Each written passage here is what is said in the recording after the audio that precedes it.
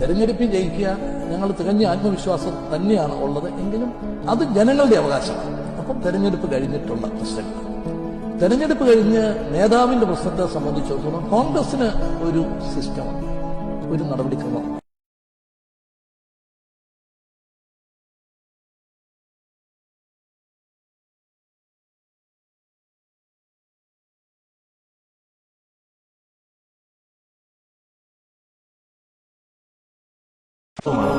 എങ്കിലും ജനങ്ങൾക്കറിയാം ആരാണ് നയിക്കാൻ പോകുന്നത്. പക്ഷെ അതേക്കുറിച്ച് ഇങ്ങനെ ഒരു അവ്യക്തത ഉണ്ടാക്കേണ്ട ആവശ്യമില്ല.